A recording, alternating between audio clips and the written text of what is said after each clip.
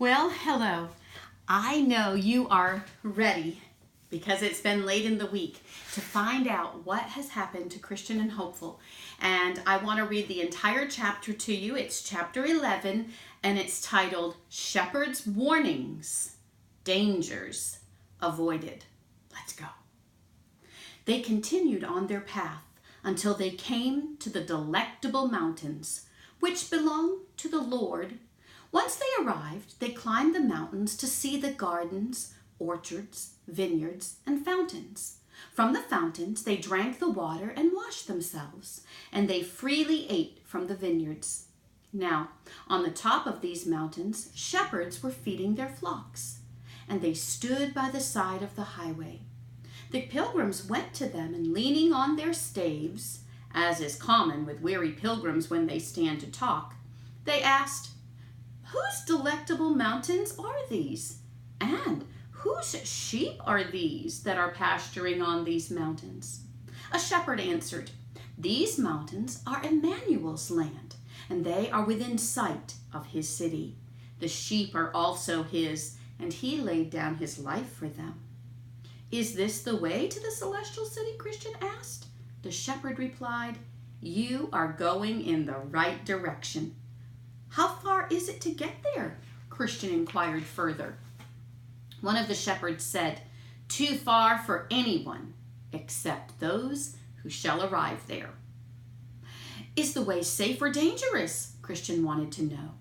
"Safe for those for whom the way is made to be safe, but the transgressors will fall off along the way." Christian asked, "Is there in this place any relief for pilgrims who are weary and faint in the way?" A shepherd explained, "The Lord of these mountains has given us a charge not to be forgetful to entertain strangers. Therefore, the benefits of this place are here for you." I saw also in my dream that when the shepherds perceived that Christian and Hopeful were on pilgrimage, they started asking them questions, such as where they had come from and by what means they had entered the way and found strength to persevere.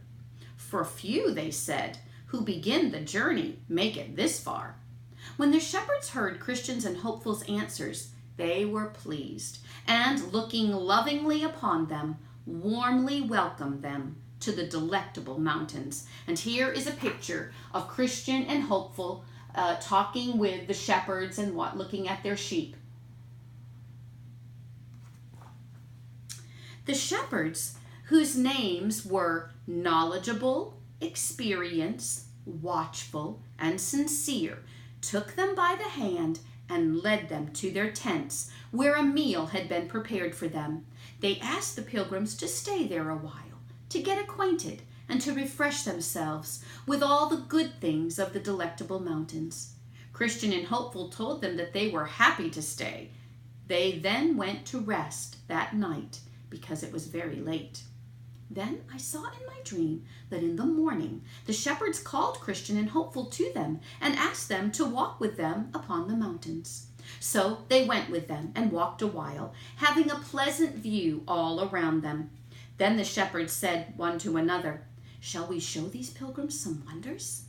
So after they had agreed to do it, they took them first to the top of a hill called Error, which was very steep on the far side, and asked them to look down to the bottom. So Christian and Hopeful looked down and saw at the bottom several men dashed to pieces by the fall. Then Christian asked, "What does this mean?"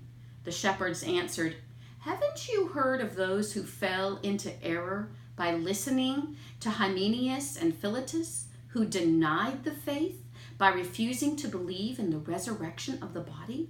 When they answered that they had, the shepherds continued, "Those whom you see dashed to pieces at the bottom of this mountain are they, and they have continued to this day unburied. As you see, for an example to others, to take heed not to clamber too high or come too near the brink of this mountain." Then I saw that the shepherds took them to the top of another mountain called Caution, and asked them to look far off. When they did, they saw what they thought were several men walking up and down among the tombs there. They perceived that the men were blind because they stumbled upon the tombs and because they could not get out from among them. Then Christian asked, "What does this mean?" The shepherds answered, "Do you see a little below these mountains a stile that leads into a meadow on the left hand of this way?" When they spotted it, the shepherds said, "From that stile there is a path that leads directly to Doubting Castle, which is kept by Giant Despair. And these," said the shepherds, pointing to those who were stumbling among the tombs, "were once on pilgrimage, such as you are. But when they came to that same stile, where the true way was rough, they chose to go out of it into the meadow. Once in the meadow, they were taken by Giant Despair and cast into Doubting Castle. After they had been kept in the dungeon for a while, he at last put out their eyes and led them among these tombs, where he left them to wander to this very day. The saying of the wise man is fulfilled: he that wanders out of the way of understanding shall remain in the congregation of the dead." Then Christian and Hopeful looked at one another with tears streaming down their faces, but they said nothing to the shepherds. Then I saw in my dream that the shepherds took them to another place in the bottom of a ravine, where there was a door in the side of the hill. The shepherds opened the door and asked them to look in. They looked and saw that it was very dark and smoky. They also thought they heard a rumbling noise like that of fire and the cries of someone being tormented, and they smelled the scent of brimstone. Then Christian asked, "What does this mean?" The shepherds told them, "This is a byway to hell, a way that hypocrites enter by doing such things as selling their birthright like Esau, or selling their master like Judas, or blaspheming the gospel like Alexander, or lying and dissembling like Ananias and Sapphira his wife." Then said Hopeful to the shepherds, "I perceive that all of these people you have mentioned had the appearance of being pilgrims, just as we do, did they not?"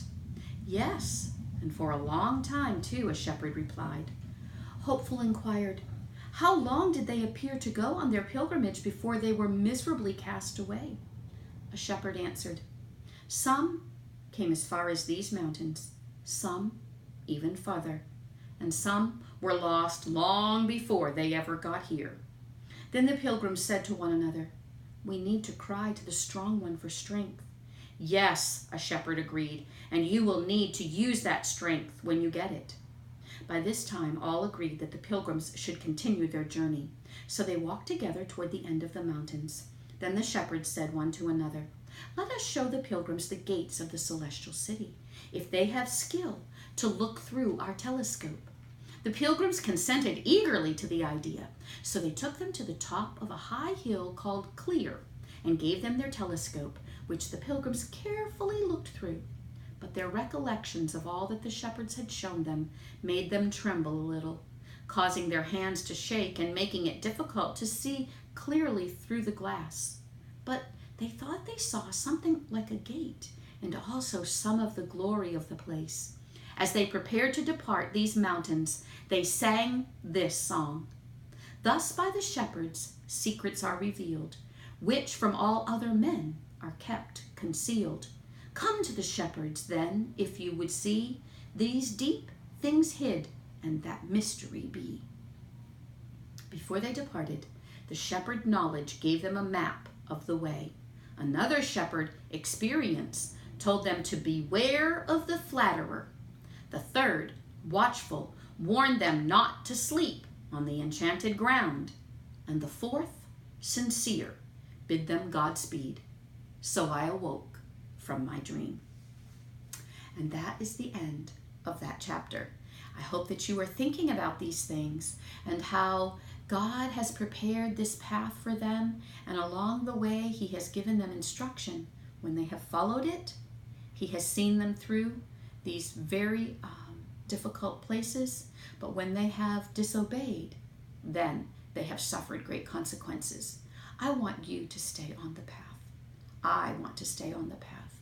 We need God's strength, and He will give us these times of rest and encouragement from others in our life and from His Word. So be looking for it and have a good day. I want to see you on Sunday so we can continue our journey on Pilgrim's Progress. Goodbye.